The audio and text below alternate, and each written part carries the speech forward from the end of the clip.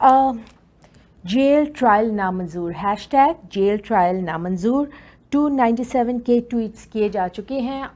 ये हैशटैग 297 दफ़ा यूज़ हो चुका है। ये पाकिस्तान में इस वक्त जो हैशटैग सबसे ज़्यादा यूज़ होने वाला हैशटैग है, ये किस चीज़ के मुतालिक है ये भी हम आपको बताते चले। पहले हम आपको बताते चलें कि साइफ़र केस जिसके ऊपर ये ट्रायल होने जा रहा था इमरान ख़ान के ऊपर, तहरीक इंसाफ के लीडर इमरान ख़ान के ऊपर एक साइफ़र केस है जिसके अंदर वो अभी उनका तोशाखाना केस जो है उसमें उनकी बेल हो गई।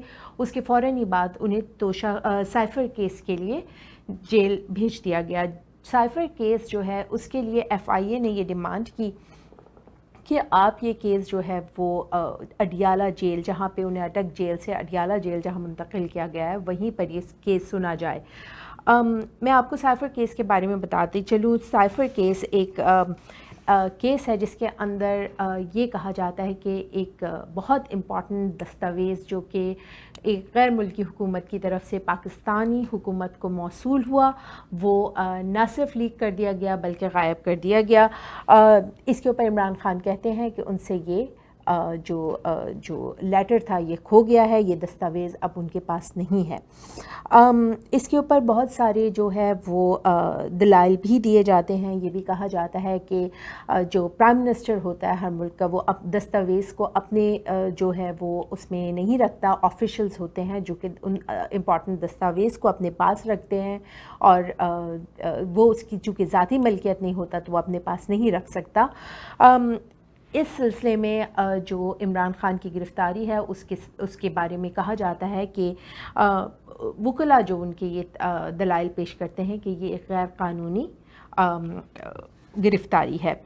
इस सिलसिले में हम देखते हैं कि जो साइफ़र केस है उसके अंदर इमरान ख़ान ने ये जो है दावा किया था जब वो प्राइम मिनिस्टर थे कि जी उनको उनकी सीट से हटाने के लिए अमेरिका ने एक ख़त भेजा है जो कि जो फ़ौज के पास गया है, जो उनके हाथ लगा है, जिसके अंदर ये कहा जा रहा है कि अगर ये वज़ीर आज़म रहे, तहरीक इंसाफ के इमरान ख़ान वज़ीर आज़म रहे तो इसके बाद नताइज के ज़िम्मेदार आप होंगे।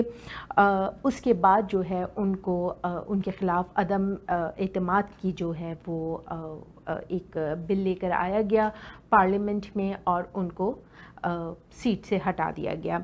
इसके ऊपर जो है ये पूरा मुकदमा है।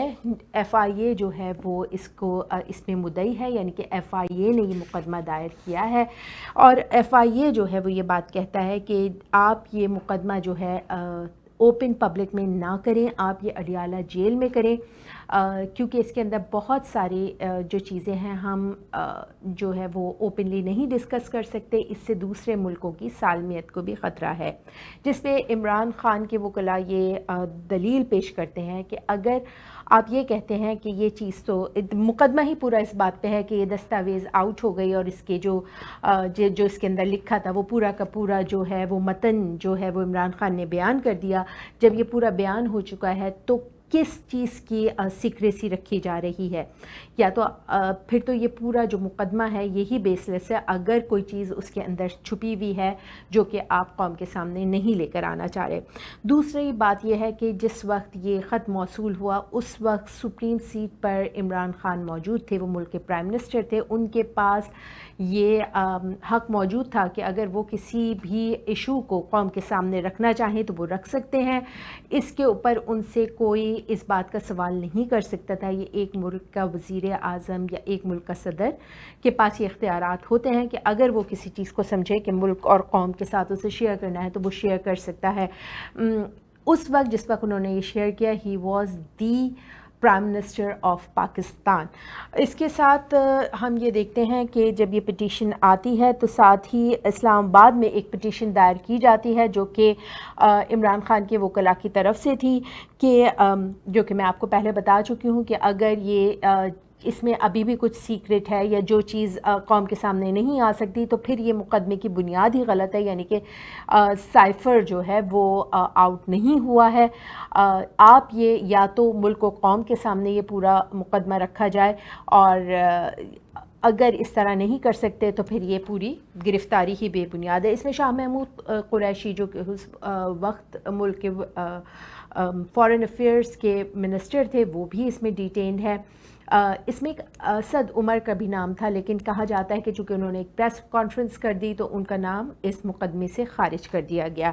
ہم یہ دیکھتے ہیں کہ جب یہ جو ہے آج یعنی کہ وینسڈے کو یہ پٹیشن سننی تھی اڈیالہ جیل میں. جب اس کی سماعت کے لیے وکلاء وہاں پر گئے تو انہوں نے یہی بات کہی کہ ہم یہ پٹیشن دائر کر چکے ہیں اسلام آباد ہائی کورٹ میں اور اس کا فیصلہ محفوظ کر لیا گیا ہے. تو جب تک یہ چیز کہ یہ سماعت either in the Adiala jail ہوگی یا ہائی کورٹ میں ہوگی، جب تک یہ فیصلہ نہیں ہو جاتا آپ اس کی سماعت روک دیں، اور یہ سماعت روک دی گئی. یہ اس بات پہ قوم کا بہت غم و غصہ تھا کہ یہ جیل ٹرائل کیوں ہو رہا ہے. اس کے اوپر یہ بھی سوال آیا کہ یہ جس قانون کے نتیجے میں ہو رہا ہے وہ قانون جو ہے وہ کبھی بنا ہی نہیں. یہ قانون کے جو ہے ٹرائلز جو ہیں اور جو اس طرح کے جو آفیشیل سیکرٹ ایکٹ جس کو ہم کہتے ہیں اس کے انڈر یہ مقدمہ جو ہے اڈیالہ جیل میں سنا جانا تھا، جس کے اوپر پریزیڈنٹ عارف الوی کہہ چکے ہیں کہ میں نے اس کے اوپر سائن ہی نہیں کیا تھا. اگر انہوں نے سائن نہیں کیا تھا تو آفیشیل سیکرٹ ایکٹ جو ہے وہ قانون نہیں بنتا ہے، وہ آئین کا حصہ نہیں ہوتا ہے. اور یہ جو ہے سماعت ان اڈیالہ جیل یا جیل ٹرائل جو ہے یہ پھر بھی غلط ثابت ہوتا ہے. ہم پھر سے یہ بات کہیں گے کہ یہ جو چونکہ بل ڈرافٹ نہیں ہوا، اس ڈرافٹ بل پر سائن نہیں ہوئے تھے پریزیڈنٹ کے، تو یہ ہمارے آئین کا حصہ نہیں بنا. عمران خان جو ہیں وہ ڈیٹینڈ ہیں، شاہ محمود قریشی جو ہے ڈیٹینڈ ہے، فیڈرل انویسٹیگیشن ایجنسی یعنی کہ FIA جو ہے مدعی ہے.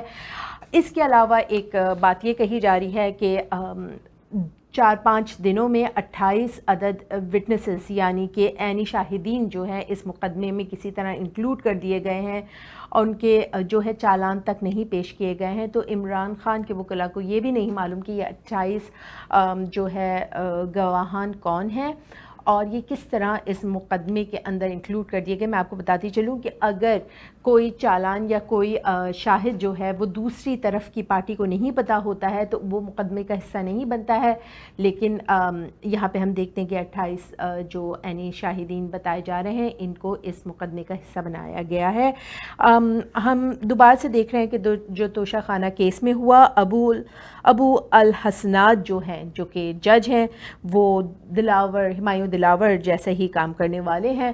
لیکن بہت امید یہ کی جا رہی ہے کہ اسلام آباد ہائی کورٹ جو ہے یہ تلقین کرے گا کہ یہ سماعت اڈیالہ جیل میں بند دروازوں کے پیچھے نہ کی جائے اور سب کے سامنے کی جائے. ویسے بھی سائفر کیس میں یہ بھی کہا جا رہا ہے کہ عمران خان کی غداری سے ثابت ہوتی ہے، تو اگر کسی کی کوئی قوم سے غدار ثابت ہو رہا ہے تو آپ جو ہے اسے بند کمرے کے پیچھے، سلاخوں کے پیچھے، دروازوں کے پیچھے کیوں سننا چاہتے ہیں؟ آپ کو چاہیے کہ قوم اور ملک کو اپنے اعتماد میں لیں اور اس مقدمے کی سماعت کھلے کورٹ میں سنی جائے. یہ تھی آج کی تینوں رپورٹس. انشاءاللہ نیکسٹ ویک نیکسٹ تھنگ کے ساتھ.